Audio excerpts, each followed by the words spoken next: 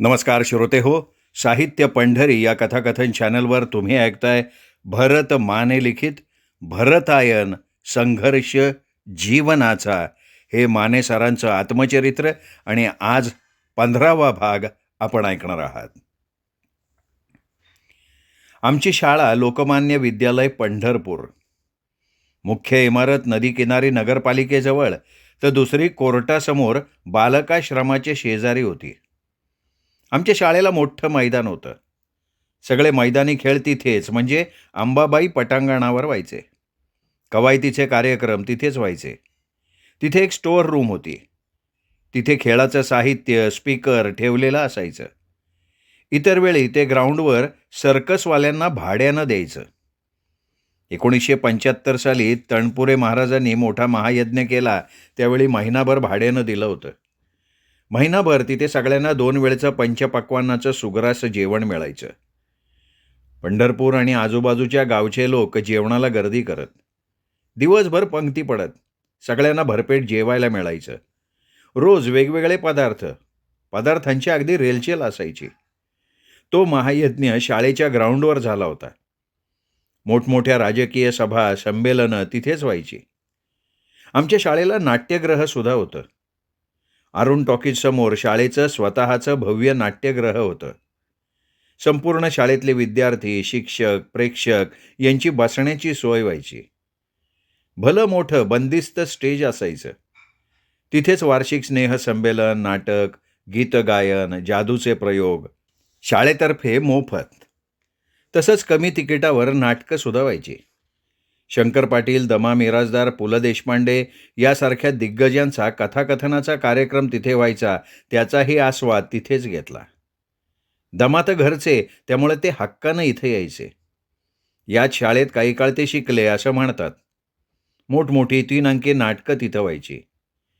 याच नाट्यगृहाशेजारी शाळेची तालीमसुद्धा होती. शाळेने इथे कवायती, व्यायाम, मल्लखांब शिकवण्याकरता एका शिक्षकाची आणि 2 मदतनीसांची नेमणूक केली होती. त्या शिक्षकांचं नाव माने सर.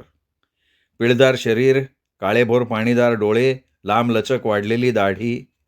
त्यांचा सतत तिथे वावर असायचा. ते राहायला तिथेच. त्यांना एक रूम बांधून दिली होती. ते मुलांकडनं व्यायाम करून घ्यायचे, मल्लखांब शिकवायचे. वार्षिक स्नेहसंमेलनात त्यांच्या शिष्यांच्या कलागुणांना पाहण्याकरता स्वतंत्र 2 तास असायचे. मल्लखांबाच्या कसरती बघायला चांगलं वाटायचं.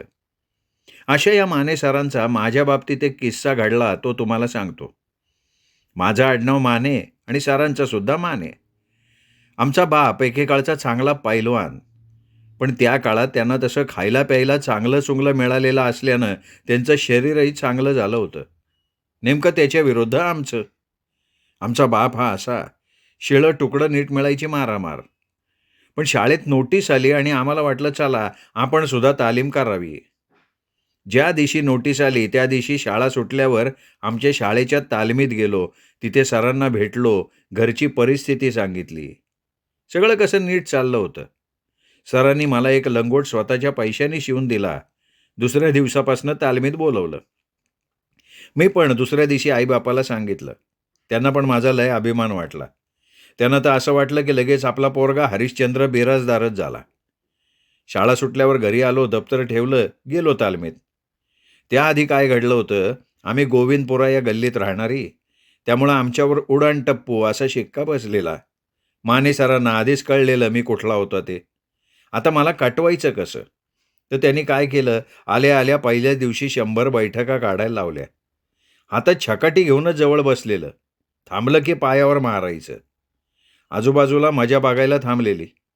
50 नंतर मला काय बैठका काढता येणार, लय मारला. कशा तरी 100 बैठका काढल्या. मला कुठं चालता येतोय.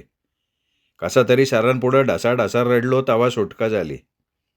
आमच्या विरोधी पार्टीतल्या मुलांनी माझ्याबद्दल खोटं नाटं सांगितलेलं, त्यामुळं त्यांनी असं केलं. पण त्यामुळं झालं काय, महाराष्ट्र एका पैलवानाला मुकलं ना. त्या दिवशी तालमीतनं घरी आलो, दुसऱ्या दिवशी उठताही येणार का बसताही येणार. घरच्यांनी तर शिवेची लाखोली व्हायली. 2 दिवस शाळा नाही का काय नाही. अख्खी गल्ली हसायची. हागाय मोताय जाताना पाय फाकून चालायचो, जसं काय बेंडच झालंय. अशी आमची पैलवानकीची तारा झाली. माने सरांनी माझी अशी तरा केलेली. मला तर लाग आलेला. अहो 10 वर्षाचा असेल तेव्हा मी. मला काय बसवतोय का? जोडीला अजून 2 पोरं घेतली. मला माहिती होतं माने सर तिथंच राहते म्हणून. जवळच नळ होता, तिथं अंघोळ करायचं, हातानं करून खायचं, कापडं धुवायचं, बाहेर वाळत टाकायचं. 5-6 दिवसांनी मी बरा झालो आणि मास्तरला छळायला सुरुवात केली. बाहेर वाळत टाकलेली कापडच गायब करायची. त्यांच्या घराजवळ दारातनं घाण आणून टाकायची. त्यांच्या घरावर पत्र्यावर आरून टाकीच्या बोळातनं दगडं टाकायची. मास्तरला जगणं नकोसं करून टाकलं. एक मात्र खरं का कधी सापडलो नाही, सगळा कारभार चोरून. मास्तरनं मग एक आयडिया केली. शाळेत तक्रार दिली, मला ऑफिसात बोलवलं. मी मात्र कानावर हात ठेवले, बेमालूम खोटं बोललो. शेवटी माने सरांनी दुसऱ्या मुलांकरवी मला बोलवून घेतलं आणि त्यांनी तसं का केलं ते मला विश्वासात घेऊन सांगितलं. माझी समजूत घातली. झाल्या घटनेबद्दल खेद व्यक्त केला. ज्या मुलांनी मला असं करायला भाग पाडलं त्यांच्यासुद्धा कान उघडणी केली. मला परत व्यायामाला यायला सांगितलं. तेव्हा कुठं माझा राग शांत झाला. अशा प्रकारे माझ्यातला आणि सरांच्यातला वाद मिटला. नंतर बरेच वेळा तालमीजवळनं गेलो, पण आज डोकून सुद्धा कधी बघितलं नाही. कारण काय? अहो सरांनी परत माझ्यावर राग काढला तर काय? खुलं नाट्यगृह असं आमच्या शाळेच्या नाट्यगृहाचं नाव. तिथंच 26 जानेवारीचे 15 ऑगस्टचे कार्यक्रम जोकात व्हायचे. आमच्या काळात मुलगा नाही तर मुलगी हातात माईक घेऊन स्टेजवर गीत कविता सादर करायचे. संगीत द्यायला वादक असायचे. मंगळ वेडेकर सर स्वतः पेटीवर असायचे. 6 वाजता कार्यक्रम सुरू झाला का रात्री 9-10 वाजता संपायचा. आमच्या गल्लीतली सगळीजण बघायला असायची. फुकट गावलं आणि बापले एक धावलं अशी गत. मी मात्र कधी स्टेजवर गेलो नाही. मला असल्या गोष्टी कधी जमल्याच नाही. आपण बघायचं फक्त. पण बघता बघता त्या लोकमान्य हायस्कूलमध्ये मी रमलो. सुरुवातीचे 1-2 महिने शाळा अशी तशीच चालती. मग येते आषाढ वारी, त्यामुळं 8-10 दिवस सुट्टी. त्या दिवसात मिळेल ते काम करून फाटक्या संसाराला करता येईल तेवढी मदत करायची. 4 पैसे जास्त कुठून कसे मिळतील इकडं लक्ष सगळं. त्यात सकाळी नदीला गंध लावायला जायचं. दुपारी लेमन गोळ्या, डांबर गोळ्या विकायच्या. दुपारनंतर तुळशी माळ, बुक्का विकायचा. असे सगळे काम करायचं. दादा दुकानात, लक्ष्मण माझ्यासारखं. आई नदीवर शेण गोळा करायची. सुभाबाई घरातलं सगळं बघायची. कारण घरी वारकरी भाड्याने ठेवलेले असायचे. त्यांना पाणी पुरवायचं, भाकरी स्वयंपाक करून द्यायचा. त्या बदल्यात वारकरी 4 आणे द्यायचे. त्यांची जेवणं झाल्यावर राहिलेला स्वयंपाक द्यायचे. 2 लहान बहिणी सुनीता, अनिता त्यांना सांभाळायचं. हे सगळं काम सुभाबाई करायची. असं यात्रेच्या काळात प्रत्येक घरात जवळपास फरकानं असंच चालायचं. यात्रा संपल्यावर सगळ्यांच्या घरी चंगळ असायची. आम्हाला नवीन पेन्सिल, 4-2 वह्या विकत मिळायच्या. घरात चांगलं चुंगलं खायला मिळायचं. यात्रा संपल्यावर खऱ्या अर्थानं शाळा शिकवायला सुरुवात व्हायची. आमच्यात यात्रा संपल्यावर अजून एक कोटाणा असायचा आणि ते म्हणजे शेतीचा. शेतीची मेहनत करून घ्यायची. भाड्यानं बैलजोडी लावायची. उन्हाळ्यात 4-6 बैली तर कुठं कुठं 8 बैली नांगरानं. रानं नांगरून टाकलेली असायची. अख्खा उन्हाळा रान चांगलं तळायचं. 4-2 चांगलंसं पाऊस झालं का ढेकळं येतळायची. मग 1 किंवा 2 पाळ्या घालायच्या. ज्याच्या त्याच्या परिस्थितीप्रमाणे पाळ्या घालायचे. आम्ही एकच उभाट्या पाळी घालायचो. आमच्याकडे शक्यतो रामा घाडगे, कमू आतार किंवा गोसाव्याच्या वाडीवरची बैलं असायची. मेहनत करून झाली का मग चांगला पाऊस झाल्यावर वापसेची वाट बघायची. वापसा झाला का पेरणीची गडबड चालायची. बी भरण आधीच तयार असायचं. त्या ज्वारी महत्त्वाची. इतर मध्ये हरभरा, जवस, करडई, काकडी असं बी बियाणं तयार. पेरणीच्या वेळी आई दादा तिथं रानात असायची. कुठं कसं कोणतं बियाणं पेरायचं, हरभऱ्याला रान कुठं ठेवायचं, करडईचं पट्टं कुठून कसं टाकायचं, वाळक कुठं जास्त टाकायची, हे समजा आई दादा सांगायचे. आमची शेती पंढरपूर मोहोळमार्गे सोलापूर रस्त्यावर पंढरपूरपासून 2.5 मैलावर. साधारण अंतर म्हणजे आमच्या घरापासून चालत जायला लागायचं. त्यावेळी कुठली सायकल आणि कुठली गाडी हो. घरातनं बाहेर आलं की सरळ डांबरे रस्त्यावर, तिथनं 2 रस्ते. एक रस्ता सरळ नदीवर रुक्मिणी देवी लखुबाई जवळून खाली नदीवरनं दगडी पुलाला लागायचा, तर दुसरा रस्ता एस टी शॉप जवळून दादा महाराज मठाजवळून दगडी पुलावर जायचा. दगडी पुलावरनं पुढं सोलापूर नाका ओलांडायचा. 3 रस्ता जवळ करायचा. 3 रस्त्यावरनं सरळ मधल्या रस्त्यानं तसंच पुढं गेलं का अटकले वस्ती, विसावा मंदिर, उपलप वस्ती, चव्हाणाची वस्ती. तांबोळी वस्तीवरून थोडं पुढं गेलं का आमची शेती. आमच्या थोडं पुढं खाऱ्या पाण्याचा वाडा कधी काळनं तिथनं वाहत होता, म्हणून त्याला खाऱ्या वाड्याची खूण. तिथं वडार समाजाची शेती, वस्ती बी आहे त्यांची. अगोदर सांगितल्याप्रमाणे आमचे पंजोबा गोविंद न्हावी. त्याला 25 एकराची तळी त्या काळी मिळालेली. तेव्हा तिथं दाट वन होतं. कालांतरानं आमच्या शेतातून पंढरपूर सोलापूर डांबरी रस्ता गेला आणि शेतीला किंमत आली. पूर्वी आजोबा पंजोबा शेती करत होते, पण रस्ता गेल्यानंतर आजोबा आजींनी मन लावून शेती करायला सुरुवात केली. 1940 ते 1960 या काळात खंडीनं ज्वारी व्हायची. 5-7 खंडी ज्वारी व्हायची, पण शेती एक तळाव. नंतर हळूहळू कमी कमी होत गेली. रानातनं रस्ता गेला, 2.5-3 एकर गेली. उजनीचा पाट आला, 6 एकर गेली. आजोबाच्या काळात चारा तगाईसारख्या कर्जात 2-3 एकर गेली. मला कळतंय तेव्हा आजोबाच्या नावावर 13 एकर शेती होती. आजोबांच्या हयातीत वाटणी झाली. थोरल्या चुलत्याला 6.5 एकर, माझ्या वडिलांना 6.5. पण वाटणी करताना वडील आणि चुलत्याच्या नावावर न करता मुलांच्या नावावर करायचं ठरलं. चुलत्याला 4 पोरं. त्यांनी 6.5 एकराचे 2 भाग केले. एक गट 2 मुलांना, दुसरा गट 2 मुलांना. तर आमच्याकडं आम्ही दोघंच भाऊ. त्यांनी आम्हा दोघांना 3.25 एकराचे 2 गट करायचा सल्ला दिला, पण मी विरोध केला. मला वाटलं आमच्या दोघांच्या नावावर शेती केली तर आईवडिलांचं वय झाल्यावर त्यांची काय तरतूद. म्हणून माझ्या नावावर 2, भावाच्या नावावर 2 आणि वडिलांच्या नावावर 2.5 एकर अशी नावं लावून टाकली. कालांतराने मला त्याचा त्रास झाला. कारण काय, तर वडिलांनी त्यांची शेती रस्त्याच्या कडेला होती ती माझ्या परस्पर विकली आणि भावाच्या घर बांधलेला पैसा पुरवला. कारण वडिलांचं माझ्यापेक्षा भावावर जास्त प्रेम आणि त्याचं बंगल्याचं बांधकाम पुण्यात चाललं होतं. भावानं वडिलाजवळ शब्द टाकला आणि मला द्यायला लागू नये म्हणून गुपचीत शेती विकली, मोकळे झाले. आता सध्या माझ्या नावावर उंबर वाट्याला 2 एकर तर भावाच्या नावावर लक्ष्मी आईच्या खोटणात 2 एकर शेती आज रोजी अस्तित्वात आहे. मी 5वीत असताना शेती आजोबांच्याच नावावर होती. आम्ही म्हणजे चुलत्याने आणि वडिलांनी तोंडीच शेतीचे 2 भाग केले होते. पूर्वेकडं आम्हाला आणि पश्चिमेकडं चुलत्याला वाटा दिला होता. शेती दक्षिण उत्तर तर रस्ता संपूर्ण पूर्व पश्चिम. उगवतीकडं सोलापूर, मावळतीला पंढरपूर अशी होती. जुन्या काळी शेतातल्या विविध भागांना नावं दिली जायची. त्यात तिथली देवता, रस्ता, झाडं, वाडा, नाला, पूल, झाडाची खोडं याच्यावर नावं असायची. तशी आमच्या शेतात पण होती.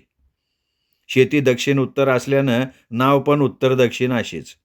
उत्तरेला पहिलं तुकडं त्याला पलीकडचं खोटण म्हणायची. का, तर सोलापूर रस्त्याच्या पलीकडं 1.5 एकराचं तुकडं होतं, म्हणून रस्त्याच्या अलीकडं मोठं डांबक म्हणायची.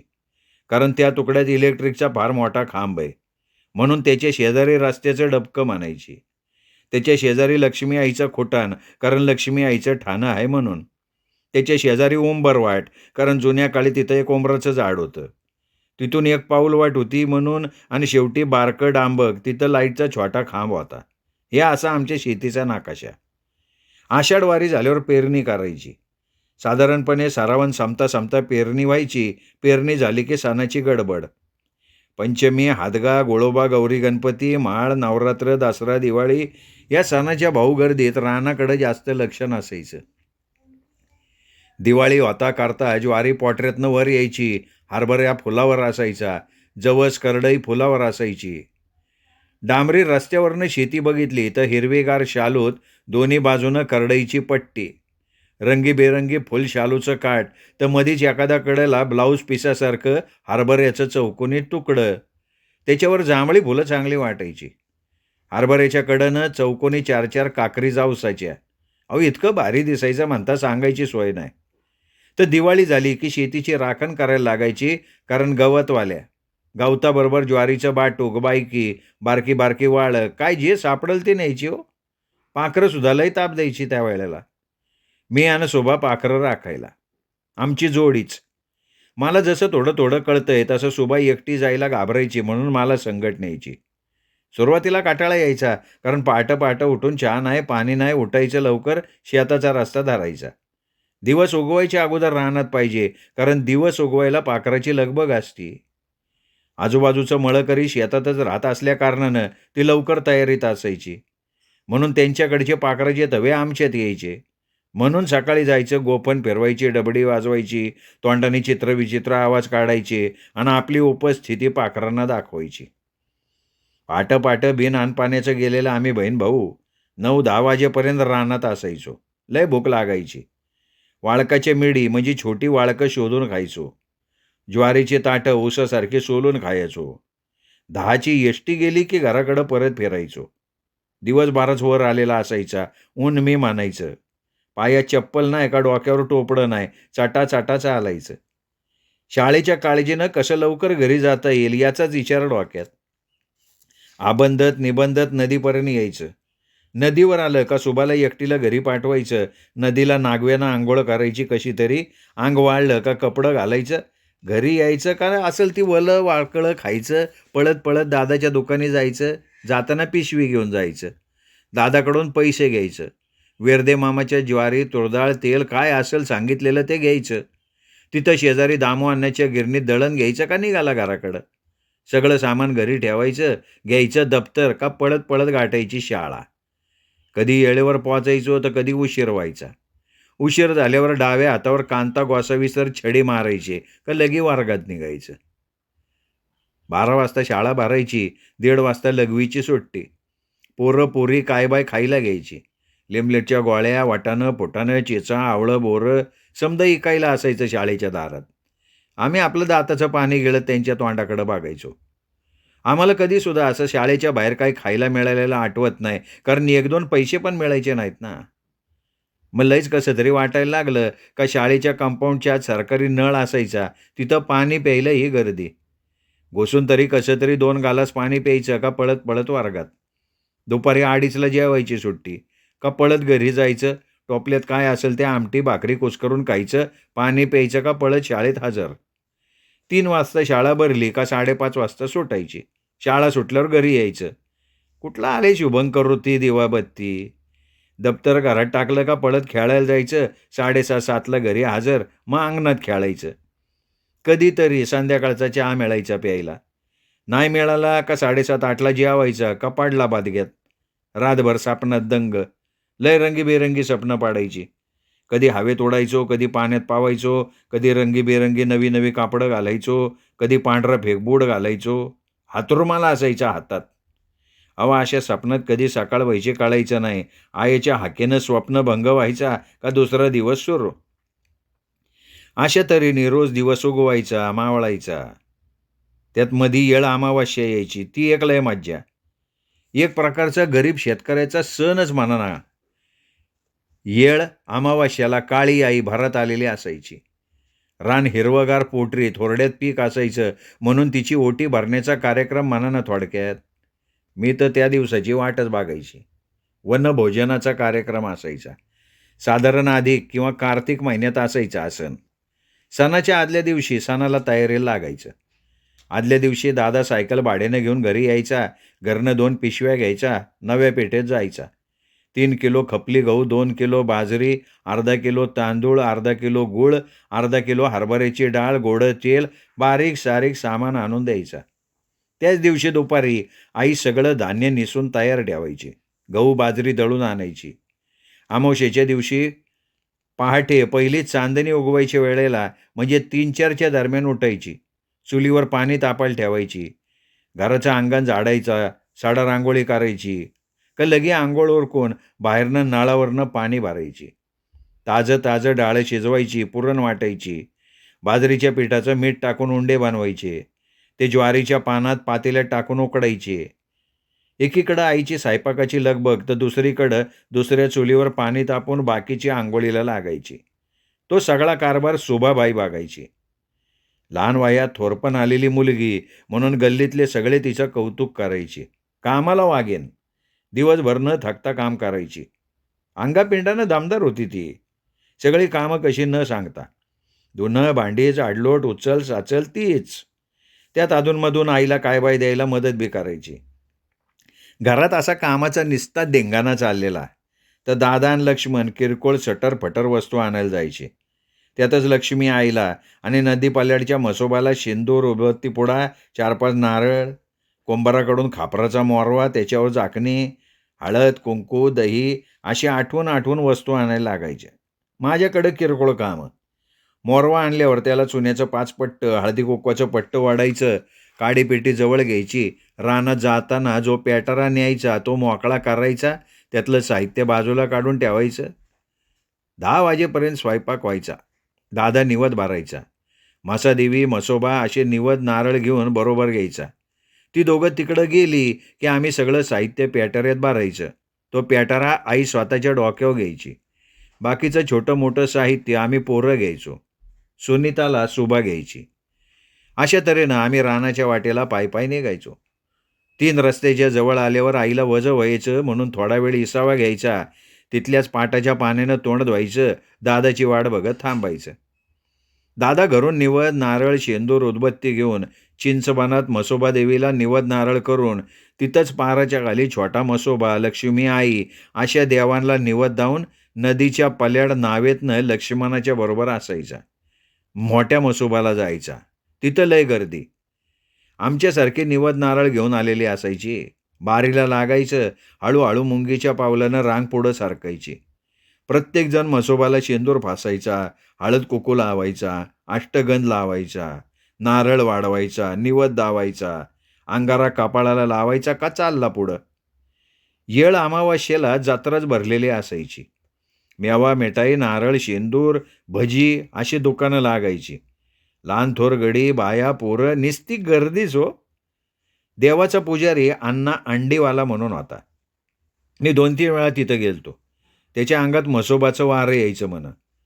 तो कोणाला भूत लागलं, करणी झाली, नवऱ्यानं सोडलं, घरात भांडण-तंटा झाला, कोणाला धंद्यात यश नाही, कोणाला नवरा नांदवत नाही, कोणाची बायको नांदत नाही, अशी एक ना अनेक कारणं घेऊन लोक त्याच्याकडं आशेनं यायचे.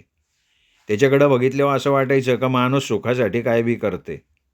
मग अण्णाच्या अंगात 11च्या आरतीनंतर वारं यायचं. लोक त्याला अडचणी विचारायचे. तो प्रत्येकाला निरनिराळं उपाय सांगायचा. कोणाचं भूत काढायचं असेल त्याला 4-5 जणांनी निब्बार धरून अण्णाच्या पुढ्यात बसवायचं. मग अण्णा त्याच्या जवळचं घागरभर पाणी घ्यायचा, त्यातलं तांब्याभर पाणी घ्यायचा आणि हातावर थोडं थोडं पाणी घेऊन भूत अंगात आलेल्या माणसाच्या तोंडावर सापा मारायचा. त्याच्या अंगातून भूत गेल्यावर एका लिंबाला आडवं चिरून 2 हातात 2 फोडी घ्यायचा आणि त्या माणसाच्या डोळ्यावर अंगठ्यानं दाबून 2 मिनिटं धरायचा का माणूस लगेच चांगला. त्याला अंगारा लावून 11 गुरुवार करायला लावायचा. कुणाला करणी केली असेल तर 2 वर्ष, 3 वर्ष, 5 वर्ष वारी करायला सांगायचा. कुणाला लिंबू द्यायचा, कुणाच्या गळ्यात काळा दोरा बांधायचा, कुणाला काय उपाय सांगायचा तर कुणाला काय सांगायचा, पण माणसं त्याच्यावर विश्वास ठेवायची. कारण दुःखी माणसाला आशा फार. म्हणून कुणी काय सांगेल ते करतंय. तर अशा रीतीने म्हसोबाचा निवद नारळ करून दादा आणि लक्ष्मण शेगाव दुमालच्या वाटेनं सोलापूर नाक्याजवळ निघायची आणि पटापटा चालत 3 रस्ता जवळ करायची. आम्ही तिथं वाट बघत बसलेलो असायचो. ते आले की पेटारा उचलायचा, आईच्या डोक्यावर द्यायचा का सगळे मिळून शेताच्या दिशेनं चालायला. हसत खेळत गप्पा मारत याला काय म्हण त्याच्याशी बोल. त्यात रस्त्याने वळखीलंय ना. हां हां दादा आईच्या वळखीलंय. जाता येता खाली खुशाली विचारत पोचायचं. रानात पोचता 12:30-1 वाजायचा. आमचा टिया शक्यतो लक्ष्मी आईजवळ मोठं बाभळीचं झाड आहे त्या झाडाच्या सावलीला. कधी आमच्या अगोदर तर कधी आमच्या आधी चुलत्याचं कुटुंबी तिथं यायचं. तिथं पोचल्यावर पहिलं काम काय, तर वाडराच्या जवळ गोड पाण्याची विहीर आहे, लय खोल. वरून पाहिलं तर डोळं फिरतात. त्या विहिरीतून आई आणि दादा एक घागर आणि एक कळशी भरून आणायची. ते येईपर्यंत सुभा, लक्ष्मण आमच्या रानात ज्वारीची उंच 5 ताटं एकत्र बांधून त्या खाली एक खोल खड्डा खणायची, कारण तिथं मोरवा पुरावा लागायचा. 5 खडं शोधून ठेवायचं. त्याला म्हणतात 5 पांडव. भूक लय लागलेली असायची, कारण सकाळपासून काय खाल्लेलं नसायचं. निवद दाखवून होईपर्यंत काय खायचंच नाही ना. म्हणून मी, अनिता, वाळकं शोध, मुकणीच्या शेंगा शोधून खा, असं चालायचं. आई दादा पाणी घेऊन आले की लक्ष्मणाच्या हातात एक निवेदाचं ताट आणि माझ्या हातात पाण्याचा तांब्या देऊन दादा आम्हाला पलाडच्या खुटण्यात आमचे पंजोबा गोविंद न्हावी यांच्या समाधीला निवद दाखवायला पाठवायचा. अहो, भर दुपारची वेळ, ऊन मी म्हणतंय.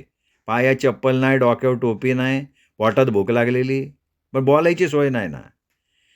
लक्ष्मी आईपासनं समाधीपर्यंत फरलांगभर जायचं, त्या समाधीवर पाणी घालायचं, हळदी कुंकू व्हायचं, 4-2 फुलं व्हायची, उदबत्ती लावायची, निवद दावायचा, तिथं समाधीवर ठेवायचं आणि माघारी यायचं. तोवर इकडं आईदादाने आणलेल्या मोरव्यात ओटीचं सामान, निवद, बाजरीचं उंडं, कणकीचा दिवा ठेवून द्यायचा. दिवा पेटलेला असायचा. तो मोरवा खणलेल्या खड्ड्यात ठेवायचा, त्याच्यावर झाकणी ठेवायची. त्या मोरव्यापुढं थोडं पाणी शिपडायचं, त्याच्यावर 5 खडं म्हणजे पांडवची स्थापना करायची. त्यांना हळदी कुंकू, निवद, नारळ, उदबत्ती सगळं व्यवस्थित. पूजा करायची व्यवस्थित आणि लक्ष्मी आईच्या पूजेला जायचं. लक्ष्मी आई ज्या ठिकाणी राहायची तिथं काटं, कुटं, गवत, गचपण लयच. इतर वेळेला कोण लक्ष देतंय हो? येळ आमोशा आली का आठवण. मग आई दादा सगळं गचपण काढायचे, काटं कुटं काढायचे, बाभळीच्या बोंद्याला टेकून बसलेले. लक्ष्मी आईबद्दल एक कथा आमची आई आम्हाला सांगायची. त्याला कारण असं का प्रत्येक देवाच्या मूर्ती असतात, फोटो असतात. पण इथं काहीच नाही ना. इथं फक्त 2 दगडं येडी-वाकडी, त्याला शेंदूर फासलेला. आम्हाला त्याच्याबद्दल म्हणून काही विशेष नाही वाटायचं. त्यातल्या त्यात व्हायचं काय, दरवेळेला एक देव वाढायचा. खरी देवता म्हणजे 2च दगडं. सुरुवातीला आम्हाला 2 पैशाचा शेंदूर आणि टाकभर तेल पुरेसं व्हायचं, कारण 2 दगडाला किती शेंदूर लागतोय. पण व्हायचं काय, दरवेळेला मुख्य देवाला शेंदूर लावून झाला का नारळ फोडायला आमच्याकडं काळी मातीची शेती. काळ्या मातीत कसा नारळ फोडणार? मग कुठनं तरी एखादा दगड नारळ फोडायला आणायचा. त्या दगडाला बाकी लोक देवाला शेंदूर लावून झाल्यावर हात पुसायचे. याने हात स्वच्छ करायला पुसलं का बाकीच्याला वाटायचं हा बी देवच आहे, कारण त्याला शेंदूर लागायचा ना त्यांच्या हाताचा. अहो, असं करून खऱ्या लक्ष्मी आईजवळ 10-5 देव वाढले. आता छटाकभर शेंदूर आणि हातपाव तेल पुरत नाही. त्यामुळं आईला म्हणायचो, इथं देवासारखं आहे काय? ना मंदिर, ना मूर्ती, ना दिवाबत्ती, ना कसली सोय. तरी पण इथं लक्ष्मी आहे असं म्हणायचं कसं? मग आमच्या आईने ही कथा आम्हाला सांगितली. तीच कथा तुम्हाला इथं कथन करतो. याच्या पुढचं ऐकू श्रोते हो उद्या साहित्य पंढरी या कथाकथन चॅनलवर. आत्ता इथेच थांबो. ऐकत रहा भरत माने लिखित भरतायन, फक्त साहित्य पंढरी कथाकथन चॅनलवर.